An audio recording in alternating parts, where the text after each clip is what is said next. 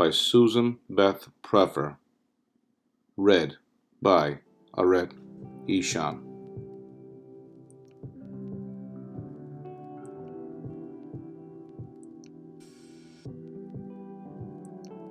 Part 1, Chapter 1.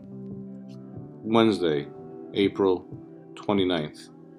No, John, no, John Evans said, upright in his bed.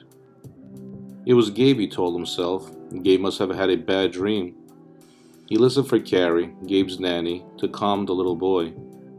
He waited to hear Lisa run down the hallway to soothe their son. But Carrie was quiet, Lisa was quiet, the house was quiet. It wasn't Gabe he'd heard, it was Julie. How long had he known her? A month? 6 weeks? But he'd been haunted by her for 2.5 years. John knew better than to believe in ghosts. Billions of people had died in the past few years. There'd be no room for the living if all the dead were ghosts. And if there were ghosts, there were others John would prefer to be haunted by. His father, who died of exhaustion and hunger on the way to Sexton, Tennessee. John would welcome his ghost. But it was Julie's voice he heard in his sleep. Julie, who cried out to him in panic and anger, her accusations too real, her death too unforgivable. If the moon's orbit hadn't been pushed closer to the Earth, John would have never met Julie. He'd been a senior in high school, living with Mom back in Pennsylvania. His parents had been divorced long before, but Dad and Lisa and Gabe would be in Springfield, close enough for the occasional visit. But the moon's orbit had changed, and the world, as everyone had known, it had changed in horrific ways. Billions had died from tsunamis, famine, and epidemics. Dad was one of those billions. His death came 100 miles before John and his family had reached Sexton. They were all half-starved by then, and had neither the strength nor the tools to bury him. Julie hadn't died like that. Julie died because of what John had done. Of the billions of dead, only Julie was his own.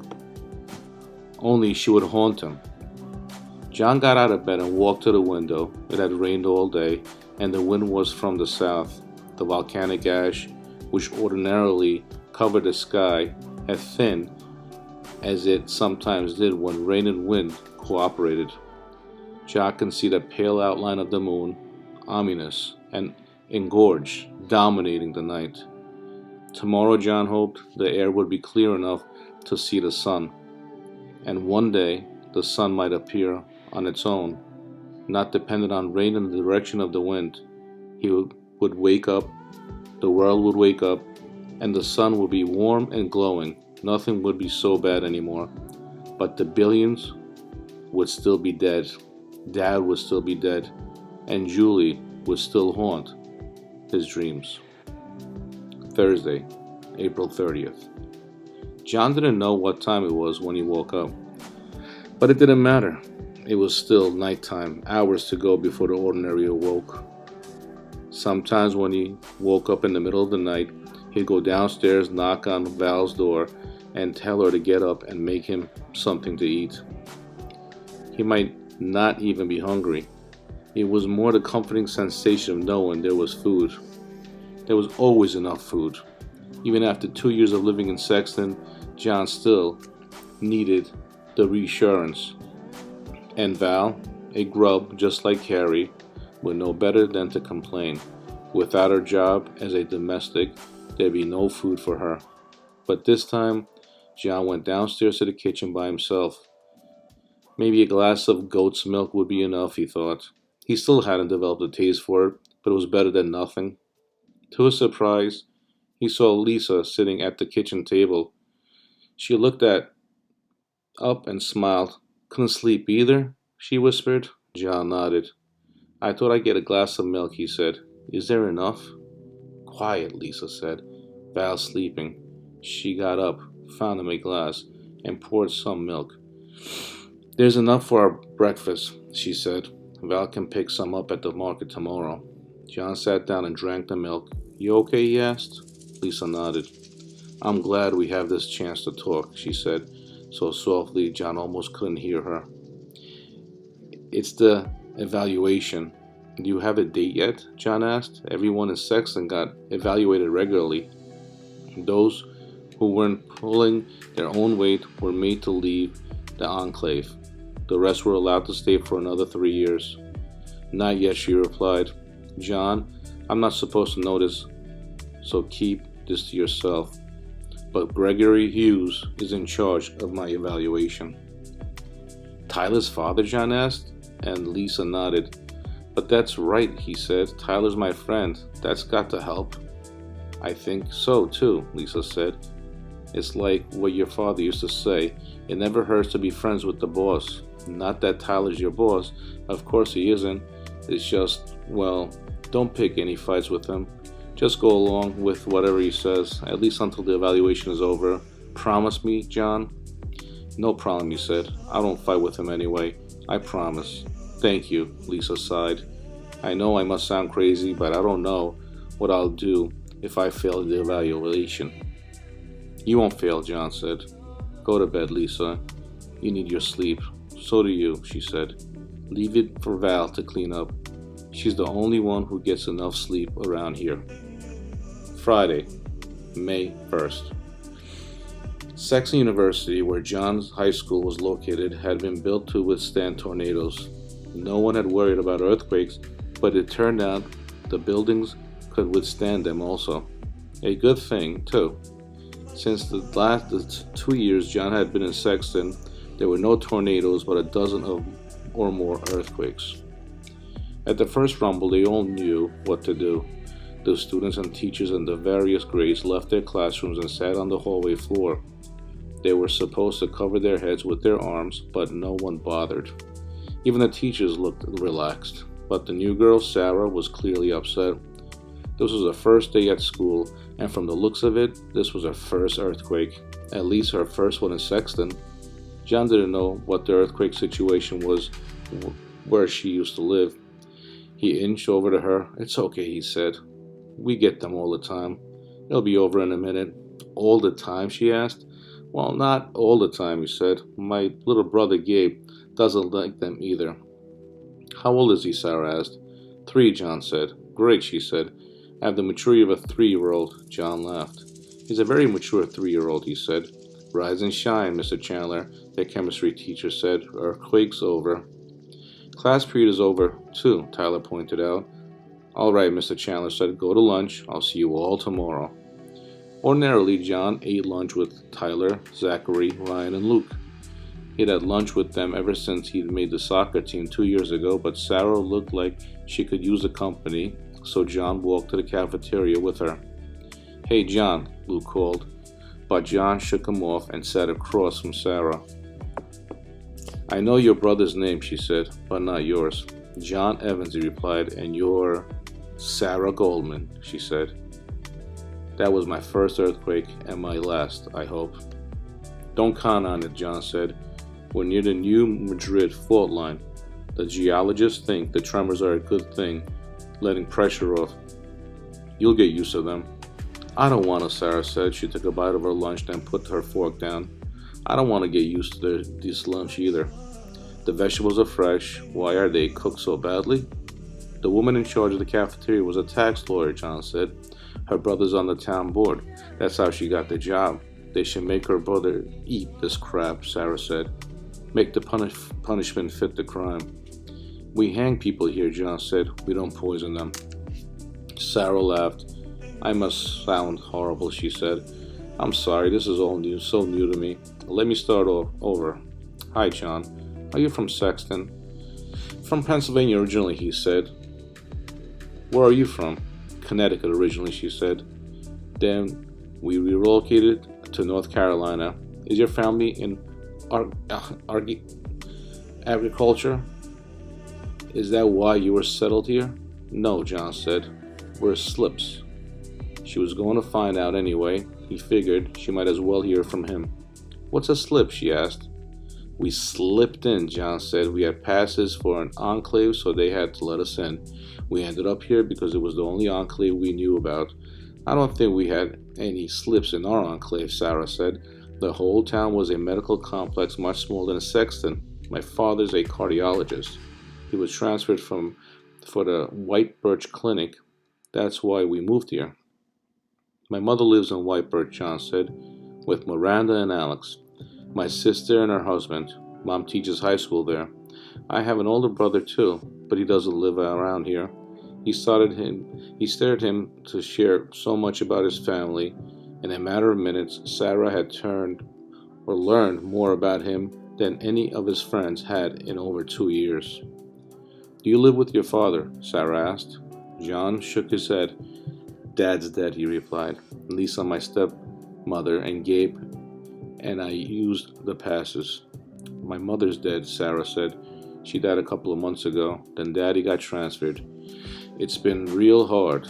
The clinic is terribly understaffed. There was a nurse there, but now it's just Daddy and me. I do my after schools there. I play soccer for my after schools, John said. That's your after school? She asked. Playing soccer? For a moment, John was irritated. All the students did after schools, 4 hours of work each afternoon, and he knew soccer seemed more like play than work to the kids who held what they thought of as a real job. It didn't help that Sexton team played all its games on the road, so no one at home ever saw them. But work was work, and John didn't need to hear from some new kid who thought she knew it all that what he did was unnecessary. All the Clavers knew someday the White Birch Grubs would try something, and when they did, the Clavers would be outnumbered. That's why the enclave was so heavily guarded. That's why on Saturday afternoons all the students spent their afternoons in judo and rifle practice. The idea was to hold off that someday for as long as possible civilization depend on it. The Grubs outnumbered the Claves throughout America, but they had no idea how to grow crops in a cold and sunless world. They had no idea how to treat illness with limited amounts of medicine. They had no idea how to run a government, a school system, a city, an army. John knew how lucky he was to be a slip, and how lucky it was that Lisa had found a job in administration right away. Alex had sacrificed his 3 passes so that Lisa and Gabe and John could live in a safer environment, one with food and shelter and electricity, the kind of life Alex had taken for granted when he was 17. John had 2 years of intensive study of botany, chemistry, and physics. There was no point studying history when history no longer mattered. Instead, he was taught civics, government, leadership. He played soccer not for the love of the game, but because he was an athlete and he represented the strength and power of the enclave system. We train 5 days a week, John said. On Sundays, we travel all around the state for hours sometimes to play. Coach says if we lose, it reflects badly on Sexton, on all the enclaves. It would make us seem weak, inferior. Winning shows the Grubs who's the boss. Grubs, Sarah said. Yeah, grubs, John said. You must have had grubs in North Carolina. You mean laborers, she said. Is that what you call them, he asked. They're grubs here, White Birch. All the towns around here are grub towns. Sarah frowned. That sounds so ugly. It's just a word, John replied. You don't mind being called a claver. Why don't they mind being called grubs? I guess you're right, she said. I mean, I do understand about the difference between us and them. Well, we get to live in enclaves in nicer houses, get better food, better everything. It's always been like that, John said. The rich always live better. Here, at least, people are rich because they have special skills. The botanists are rich, not some millionaire kid. And the grubs know how lucky they are to have jobs. Our domestics are grateful to be working in Sexton. I bet yours feel exactly the same. I haven't asked them, Sarah said. Maybe I will. No, John said, don't. It's better not to bring that stuff up. If you don't ask, then how can you know how they feel? Sarah said, maybe you think they feel lucky because they don't want to admit just how unlucky they are. I'm not saying I know all the answers, John replied, but I trust the people in charge do. Have you seen the greenhouses? There are miles of them now and more going up every month. They weren't here 3 years ago, and now they're growing food for people all over the state, including the kids at White Birch High School. Yes, Shara said, but there is probably better cooked. Couldn't be worse, John said. They are not saddled with a tax lawyer chef, Sarah laughed. John liked the sound of it, just as he liked how she looked. Sandy hair, green eyes. Lunch tomorrow, he asked. I can't, she said.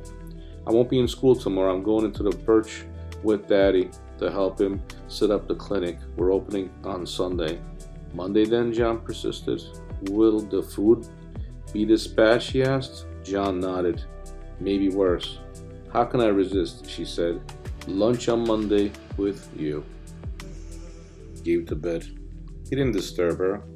Sunday was the only day Lisa had with Gabe. Like everyone else in the area, she worked Mondays through Saturdays. Everyone but him. John worked on Sundays also. Usually after a match, John was in a good mood. Winning always felt good. And the bus ride back to Sexton was spent in celebration. But not today. Of course, Sexton had won. It was never a contest. The Grubtown team was filled with guys who worked 6 days a week in factories or greenhouses. They had no time for practice. On Sundays, and maybe in preparation for the match against Sexton, they played a little and drank a lot. The Sexton team spent 2 hours daily on workouts and 2 more on soccer drills. They went to high school or college, and if they got drunk, they did it after the match was over. The first half of the match had gone as always. Sexton led 3-1, keeping things close enough that the other squad and the grubs who came to see the match felt like they had a real chance. The Clavers wouldn't last. They were sissies and wimps. Grubs did real work. They just needed time and a little luck, and the victory would be theirs. During halftime, the Sexton team went back to the bus, drank juice, and sucked oxygen while listening to Coach yell at them. Everything was fine. Everything was exactly as it should be, exactly as it always was. But this time of winning 10-1, they won 8-2, and that was enough to put Coach in a rage.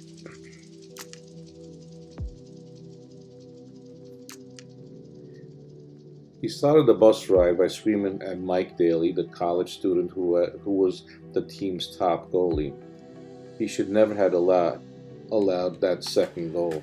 It didn't matter to Coach that the score was 7-1 with only 10 minutes to play. Coach would have liked shutouts every game, except he'd been instructed to let the other team score at least once. Let them have their moment. So Coach let the other team score, but 1 point was enough. 2 was a show of weakness, and Daly had no business letting it happen. Then it was John's turn. You could have scored 2 more points, Coach shouted. Don't give away chances like that, Evans. Actually, John had 3 chances, but had chosen to pass rather than go for the score. He'd never done that before. He was the team's striker, and it had always seemed right to him that Sexton beat their opponents by as big a margin as possible. But not today. Today it seemed like rubbing their noses in it, and he couldn't see the point. You're a friggin' slip, Coach screamed. A pansy, grub lover. Were they your brothers, Evans? Were they your brothers, Evans, or were they your boyfriends? A few of John's teammates snickered. John could have snickered too if he weren't the one being reamed. Sorry, Coach, he muttered. Sorry isn't good enough, Coach said. You're off the team, Evans, if you keep playing like this. Out of Sexton, if I have my way. I'm sorry, Coach, he said again, this time in a stronger voice. It won't happen again. I'll show those grubs who's boss. Coach grinned. That's the spirit, Evans, he said. Sure, you're a slip, but that doesn't mean you're Aren't they clever? And a damn good one at that. But sitting in the living room hours later, John still had a bad taste in his mouth. And it wasn't from the bottle of vodka they shared on the bus ride. John looked up at Lisa, walked into the room. Are they hungry? She asked. There's some leftover chicken in the fridge. Maybe later, John said. We ate on the bus. All right, Lisa said. If you don't want it, Val and Carrie can have it for lunch tomorrow. How many goals did you score? Four, John replied. We won 8-2. That close, Lisa said. I bet Coach was angry. John laughed. Laura called. Lisa said. Didn't she know I was out? John asked. It was hard for Mom to make a phone call. None of the apartments had phone service, and no one was allowed to use the phones where they worked. There were a handful of payphones in White Birch, and it took hours on Sunday to get to front of the line. She tried last night, Laura said, but there were 5 people ahead of her when the curfew siren went off. She said Matt's going to be there next Sunday. Matt lived in Coolidge, a couple of 100 miles away, working as a bike courier. He traveled all around the area, transporting letters and small packages for the Clavers. Sexton wasn't on his route, but when he could, he swapped with another courier. John had seen him last in November, but he knew Matt had spent a weeknight with Mom, Miranda, and Alex in February. There had been a time when John felt closer to Matt than to anyone else in the world. When the bad times had come, he and Matt had spent endless hours chopping down trees so there'd be firewood. The work they'd done had kept the family alive, and it provided John with the opportunity to get to know his big brother. They worked and they talked, and John had felt grown up and respected. But then Matt married Sil, and everything changed, and now Matt lived hundreds of miles away, and John was lucky to see him twice a year. You must be due a Sunday off, Lisa said. I can't remember the last time you had one. John counted back. 10 Sundays, he thought. There were 12 men on the squad, and only 8 went to each game, so no one was supposed to travel to more than 8 games in a row. But John was the team's best scorer, and Coach tended to forget the 8-game rule. Besides, slips were supposed to do a little more than anyone else. I really want to see Matt, John said. Of course, Lisa said. And it's wonderful for Laura to have all her children with her. I'm sure you can get next Sunday off. John wasn't nearly as sure, not the way Coach had been screaming at him, but he had to try. It could be another 6 months before Matt was in White Birch on a Sunday, and it was never safe to predict 6 months ahead. May 4th. Most of the grubs who commuted to work in Sexton were taken by bus to the factories or the greenhouses and then picked up at the end of the workday for the ride back to White Birch. The only grubs permitted to walk in Sexton were the domestics who did the shopping while the Clavers were at work. Clavers never worked, even though most of the volcanic activity caused by the change in the moon's gravitational pull had stopped nearly 2 years ago. The air quality was still bad, and it wasn't a good idea to spend too much time outdoors. Buses ran regularly for Clavers, with stops every few blocks. John would have preferred to bike to school. It would take less time, and he'd enjoyed exercise and the privacy. But even though it wasn't forbidden to bike, it wasn't encouraged either. All the buildings in Sexton, the homes, the schools, the offices, had air purification systems, but there were no way to purify the outdoor air. So, like everyone else, John rode the bus. Sarah got on the bus right as he did. Ryan and Luke were already on, but he sat next to her instead. How was the soccer match? She asked him. Did you save civilization? I did my part, John said. You can sleep safely tonight. Sarah tilted her head toward the window. With all the guards here, I don't have to worry, unless they get ideas of their own. You must have had guards in your other enclave, John said. Yes, Sarah said, but not as many. At least not as many on the streets. I don't know. Everything seems darker here. Everything is darker here, John said. The farther west you go, the darker the city. That's not what I meant, and you know it, she said. John glanced back at Ryan and Luke. He caught Luke's eye. Luke pointed to the empty seat by his side. John shook his head. Is it really that different? He asked. I don't know, Sarah said. I didn't want to leave. I guess I'm just homesick. By the time his family had left Pennsylvania, all John had wanted was to get away. But he supposed if you had food and water and electricity, you'd want to stay put. He looked up and saw Ryan standing by him. Come on, Evans, he said. We miss you. It's okay, Sarah said. Go. I'll see you at lunch. John nodded and followed Ryan back to the empty seat. What's this about? He asked. Tyler will tell you, Ryan said. John looked at Luke, but he didn't say anything. They sat in silence until the bus stopped at school. Tyler and Zachary were already there. He was sitting with her on the bus, Ryan said to them.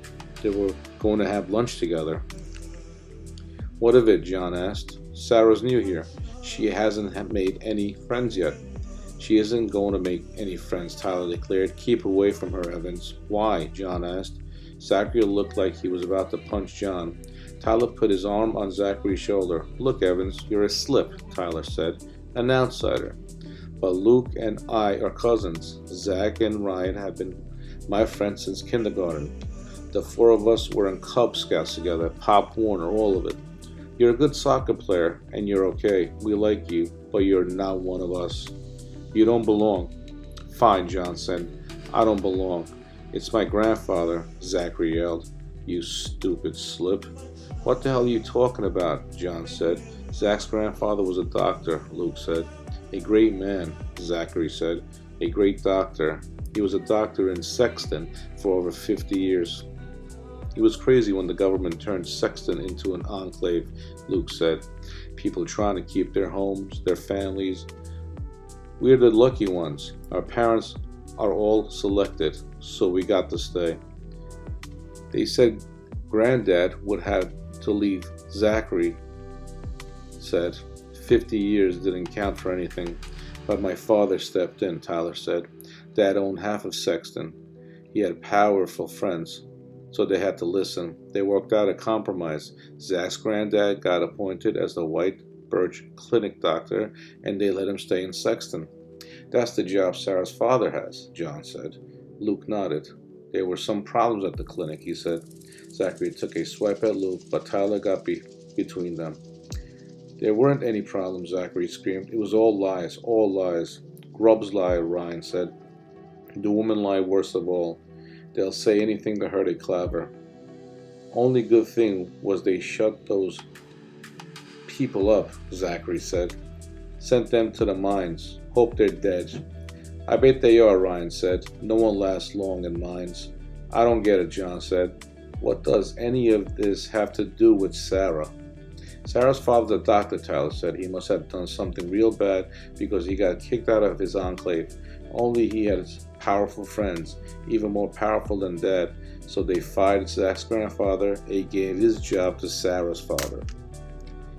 Not just the job, Zachary said. They gave Granddad's home, the furniture, the grubs, all of it, to Sarah's father, everything.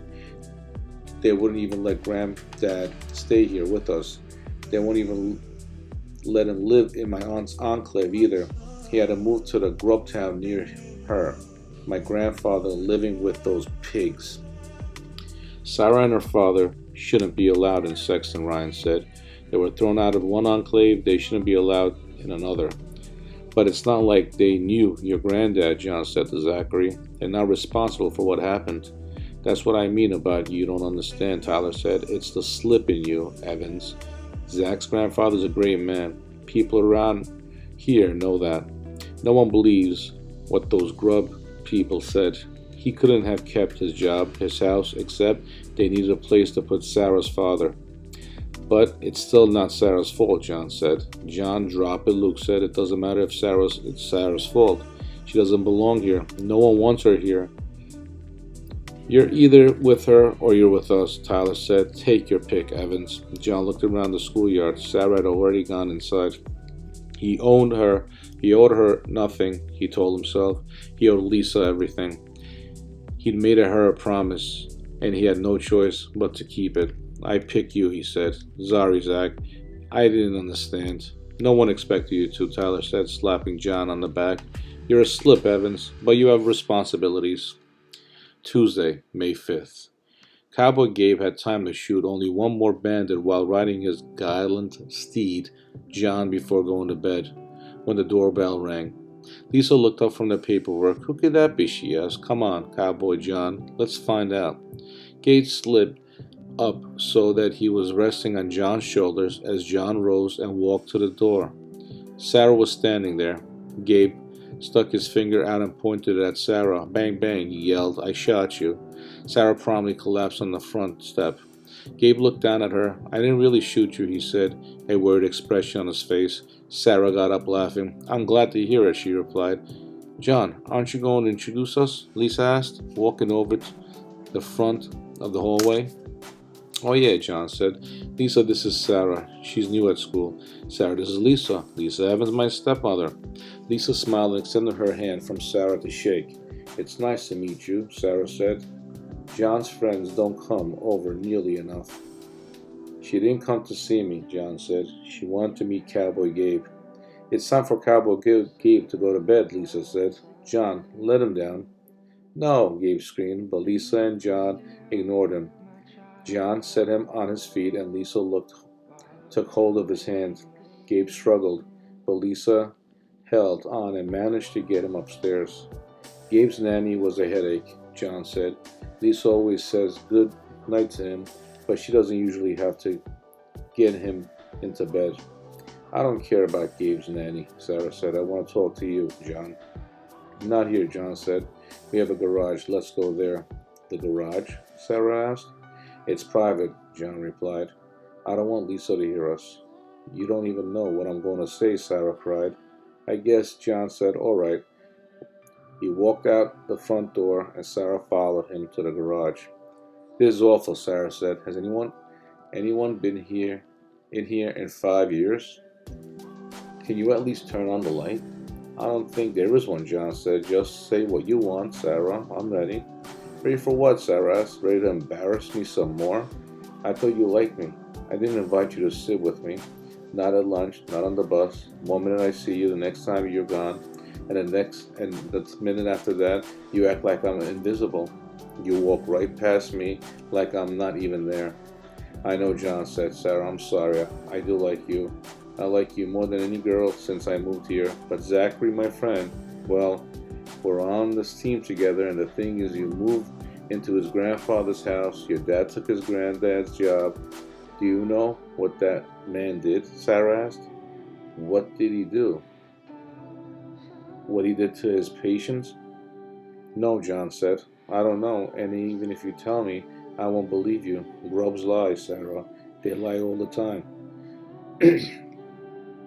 Zach says they lied about his grandfather, and I believe him, and my friends believe him. Try to see if it's Zach's point of view. His grandfather was forced out of town, and you stole his home. Daddy didn't ask for the job, Sarah said, and we sure didn't ask for that house.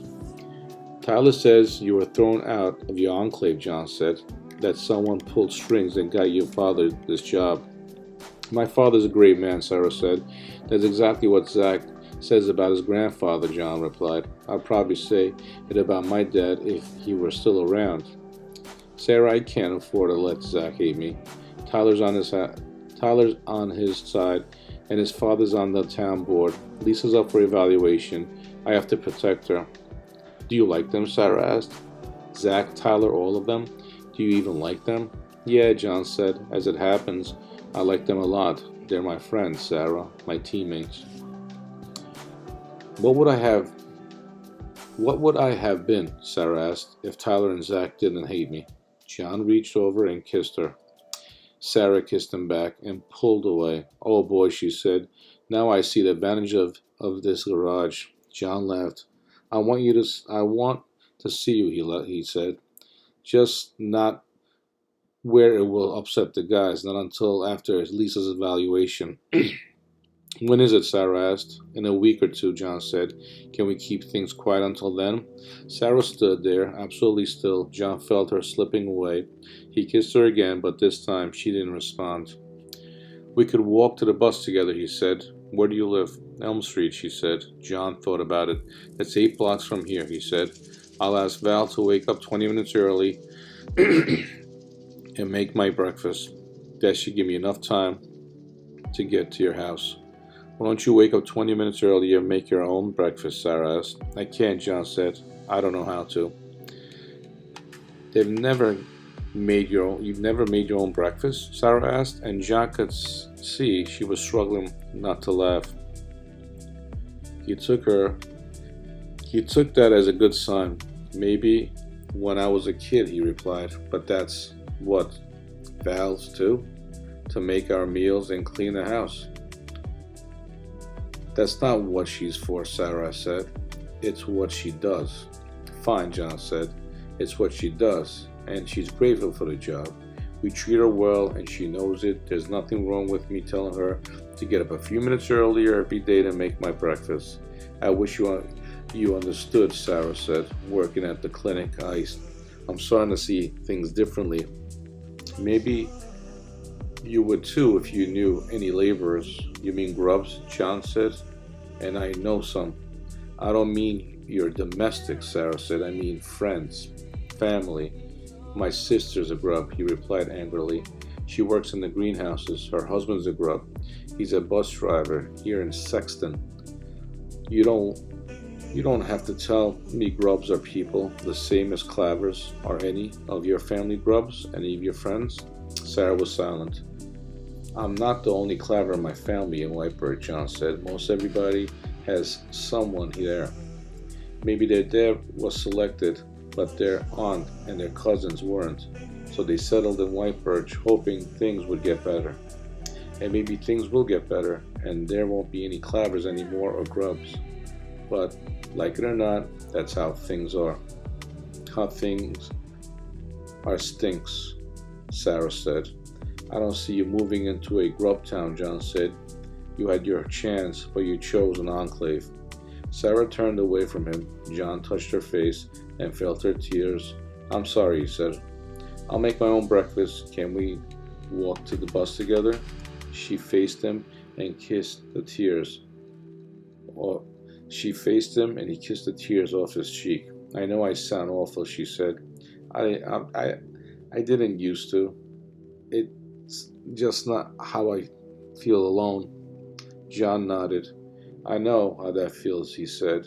We all do. Clavers, grubs, all of us. We all feel alone. We all feel exactly like you. John tried making his own breakfast, but he burned everything.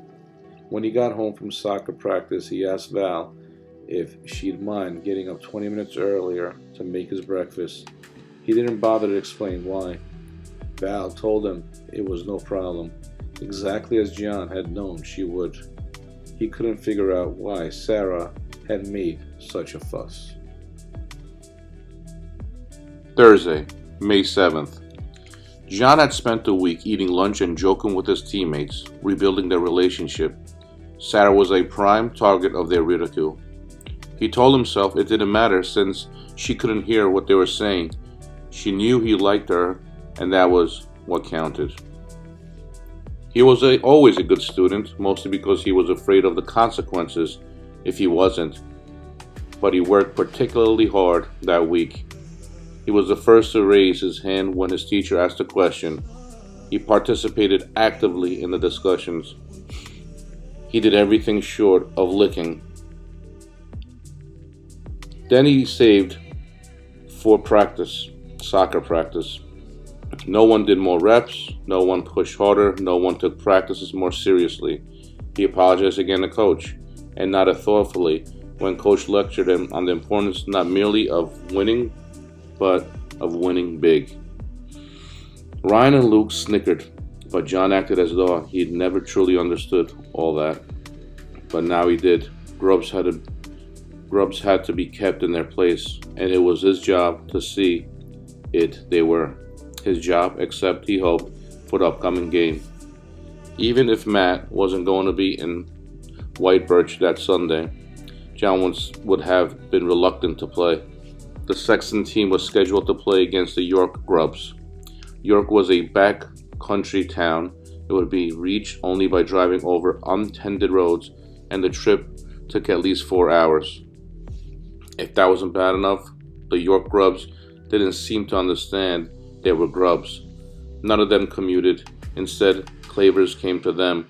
York was the chief manufacturer of potka, the new runty potatoes, the kind no one would ever have eaten before the bad times, and they would fermented them into the only alcohol readily available in the area.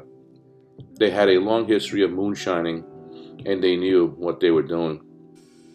John played in 2 games against them. Both times the Sexton bus carried twice as many guards as usual. Both times the York team played for blood, and the only way the Grubs were appeased after their defeat was by the enormous amount of vodka the Sexton Clavers purchased for them.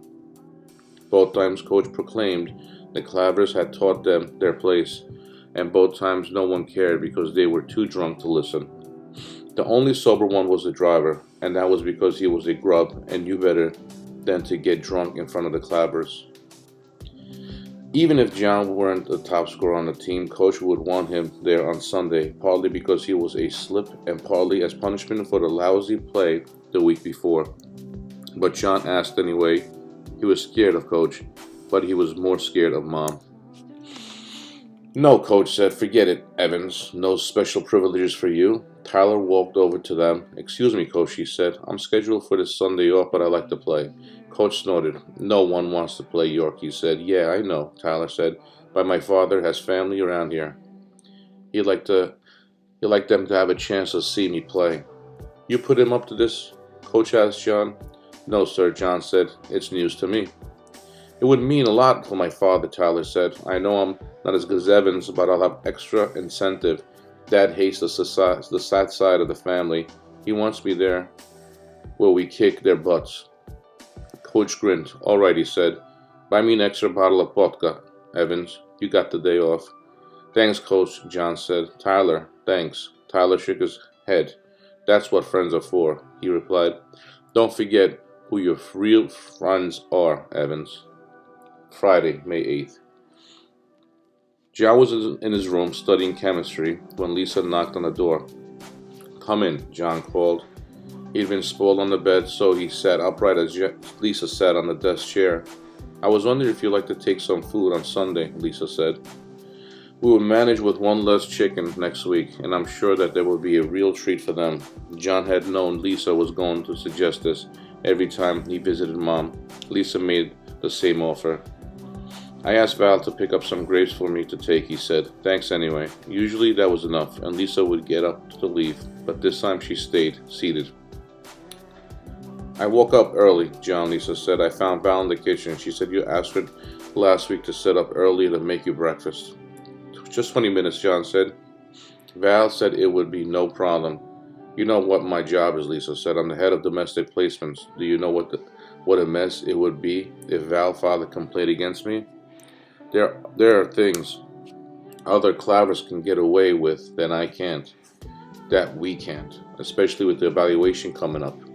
Sometimes John felt like a slip in his own home. He loved Lisa and he knew she loved him, but she was his stepmother and his father was dead. "I'm sorry," he said. "Is an early breakfast that important to you?" Lisa asked. John nodded. "I have been feeling rushed," he said, "and when I have breakfast with Gabe, we both get distracted." "All right," Lisa said. "I'll tell Val. Next time, though, ask me first." "All right, John." "Thanks, Lisa," John said. Lisa left the room, but John found it impossible to concentrate on his chemistry lesson. Grubs weren't the only ones who lied, he thought. Slips were good at it also. But Sarah was worth the lies, and once the evaluation was over, the lies would be, too. Saturday, May 9th. "I'm coming into White Birch tomorrow," John told Sarah as they walked to the bus stop. "My brother's in town. I thought maybe we could take the bus together." Dad and I leave at 5 a.m., Sarah replied. 5 a.m., John said. I don't know. There was a clever bus that early. We have a private driver, Sarah said.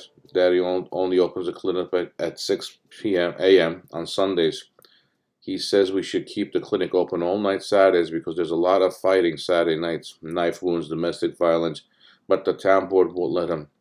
They say it would encourage even more fighting if the grubs, John said.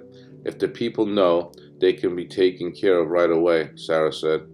Not that it is right. Did you know there's not a single ambulance in White Birch? Ambulances take gas, John said. Sexton has an ambulance, Sarah said. Yes, John said, and it's mostly used for grubs who get hurt at the job. There's an entire wing at the hospital just for them. The grubs who get hurt in White Birch bring it on themselves. Not the wives who get beaten half to death, Sarah said, and then have to walk miles to the clinic for treatment. There are buses in White Birch, John said. They could take a bus. They charge for the buses, Sarah said. Sure, John said. We don't have to pay, Sarah said. Not for the buses in town or the ones that go to White Birch, but the grubs, John said. The laborers, the ones who come in every day from White Birch, they have to pay. That's so unfair, John. Can't you see that? But it isn't unfair, John said. Buses cost money for fuel and maintenance and drivers. Clavers pay for all that. We pay for their schools and clinics, too. I'd say grubs may have it easy. It doesn't have to be this way, Sarah said. It wasn't like this was my old enclave. How do you know, John asked. Did you ever ask your domestics if they paid for their bus rides? Did you ever leave the enclave to see what things were like for the grubs? No, Sarah said. They don't make assumptions, John. Then don't make assumptions, John said. Maybe things could be better for grubs, but things could be better for clavers, too. We're in this together. We're all making sacrifices so things will be better, if not for us, then for Gabe and all the other children to come. Do you think things will get better, she asked. Do you really think that? John had no idea what he thought, but he knew what the answer was supposed to be. Yes, he said. Things will get better for all of us. Sarah took his hand and squeezed it. Let's make it better, she said. You and me, promise me, John, we'll work to make things better. I promise, he said. Okay, go. There's no one at the bus stop, Sarah said. No one could see us walking together. I don't want to take chances, John said. You go first. I can't wait for Lisa's evaluation to be over, she said. Me neither, John said. And Sarah, don't talk to the other kids the way you talk to me. Bus fares and ambulances. You don't want to convince them, and that'll only make them mad. All right, she said. John, there's nobody looking. John made sure she was right and then kissed her.